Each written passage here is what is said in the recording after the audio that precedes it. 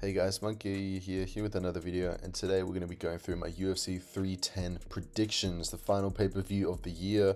And this card is actually really stacked. Top to bottom, there are a lot of really impressive fights, but for the sake of it, I'm just going to go through the really significant ones.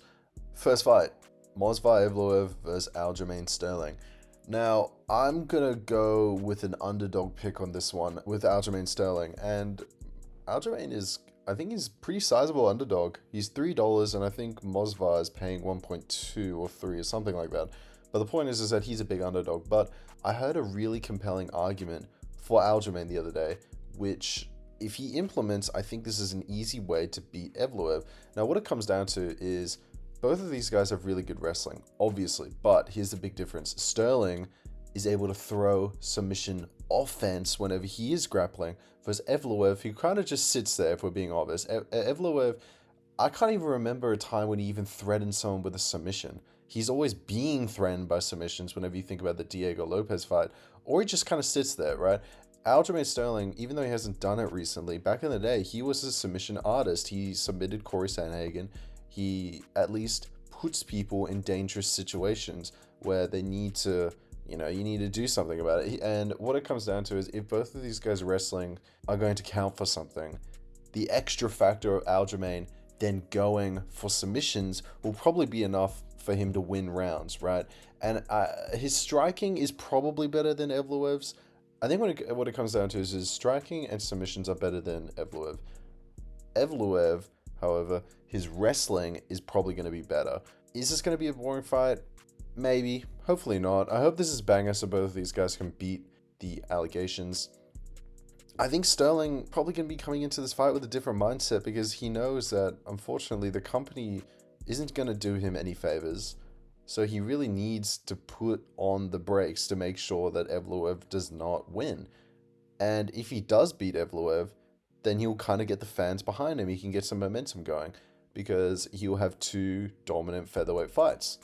But until then, I don't know. I really hope someone stops Evloev because, for heaven's sake, you've got eight decisions in 8 fights. I mean, come on. I think, put it this way, both of these guys lose to Diego Lopez. But for the sake of it, I'm going to go with the underdog pick, Aljamain Sterling. Lighter man skill as well. Thank you, Lucas Tracy. You need to think about that. Anyway, next fight. I think this is also on the prelims, but we have Dominic Reyes versus Anthony Smith. And like most people, I'm going to predict Reyes by filthy KO very early. I think Smith, literally on paper, that joke just pisses me off because on paper, Smith he doesn't have anything to beat these guys anyway, let's be honest. And Reyes, now that he's back and he beat a good fighter in Dustin Jacoby, with a vicious knockout, by the way, I just think it's a matter of time until he knocks out Smith. Smith can survive if you got kind of pitter-patter punches, right? As we saw against Roman Dolidze, all kinds of things like that. But Reyes actually has power. I think he's going to knock out Smith the same way as Khalil Rountree did. I really don't think there's much to it. I think this is going to end quite early.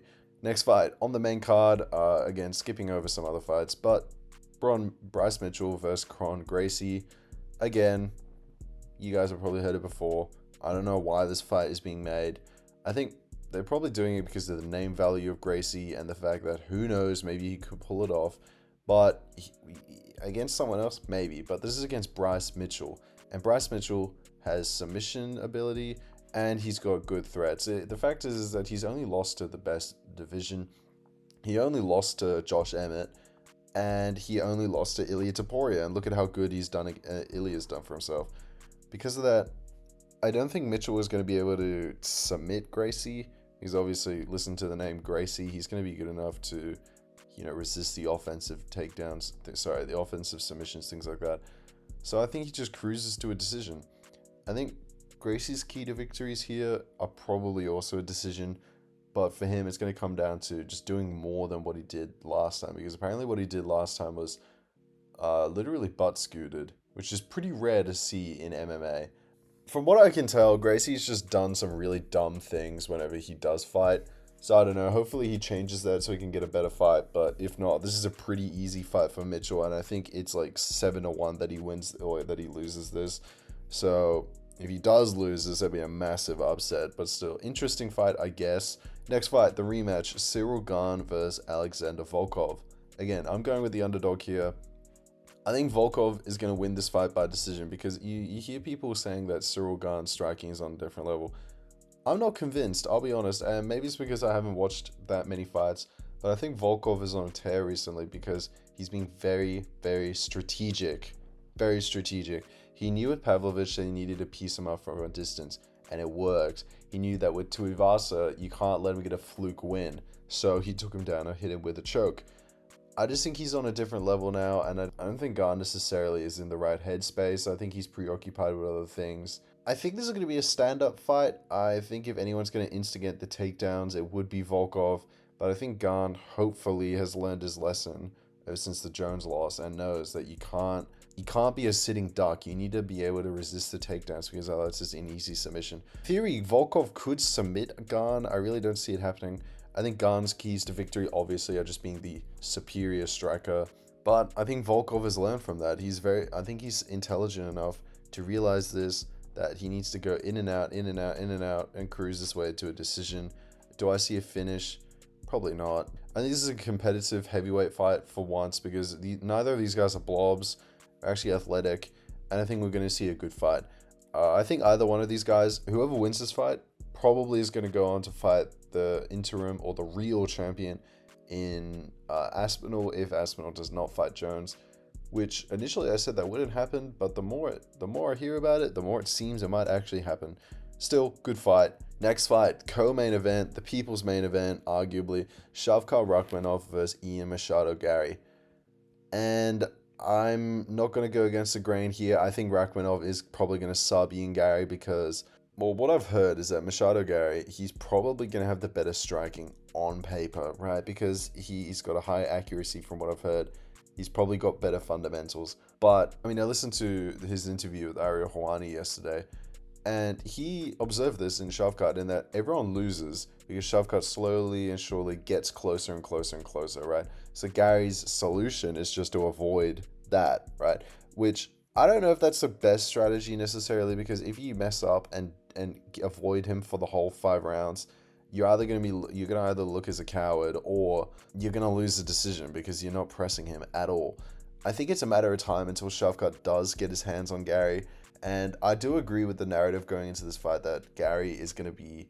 I mean, he's already won respect by taking Shavkat on short notice, right? How can you disrespect someone who does that? But I just think it's a matter of time. Put it this way, Shavkat's head movement is a bit of a problem, right? And we saw this against Jeff Neal. He can be exposed. I don't think Gary necessarily carries the power to really exploit that, right? Because if this was Shavkat versus JDM, which I've said before, I think JDM would knock out Shavkat. That's a really bold prediction, but I think he would do it because JDM's boxing is so crisp and he carries enough power to do so. I don't think Gary does that. I don't think Gary has the power to really exploit this weakness in Shavkat, which frankly, that's his only weakness realistically. Other than that, the guy's a freak of nature. As I heard pointed out the other day, the clock means nothing to him. Like, if you hit the 10 seconds, he's still going to march you down and submit you. He'll find a way. I think Shavkat will submit Ian Gary because apparently even in the training footage that was released, they didn't release the other bit of Rakhmonov then submitting Gary. Still, great fight, number 1 contender fight. If Gary can pull off this upset, it's incredible. What can I say? He said what he did, but I just don't see it happening. Still, crazy fight. Really excited to see it. Can't wait. Main event, Alexandre Pantoja versus Kai Asakura. I'm predicting Pantoja by submission, and again, I the more I hear the arguments for it, I think this is basically a well, not guarantee because we know how MMA is, but this is a very, very, very likely win for Pantoja, right? Because let's be honest, Pantoja's keys to victory are wrestling and having an iron chin and pressure. You can't not wrestle with Pantoja because Pantoja's going to get you, and especially with a guy like Asakura, who, no offense, I don't know if his jiu-jitsu's all that necessarily. This is just a matter of time until Pantoja gets his back and goes for the submission. I think the Usyk fight was a real wake-up call that you can't be... Well, you got to be smarter when it comes to these guys, because even though that was number 10 Usyk gave him the closest fight ever and arguably won, which I don't know if I agree with that anymore, but still. I think Asakura's real keys to victory is definitely going to be knocking out Pantoja, but that is a tall order. That is a really tall order because Pantoja right now, pound for pound, has the greatest chin in the UFC. It used to be Max Holloway, but Pantoja has the greatest chin. I think he's only been dropped once by Figueiredo, and as we all know, Figueiredo carries unbelievable power. This is going to come down to whether Asakura has unbelievable power, and also if he does drop Pantoja, you got to get on him quick. You need to make sure you get the ground and pound to get that victory, because otherwise, like a zombie, he's going to get back up and kick your ass. So if Asakura can pull this off, this is how legends are made, right?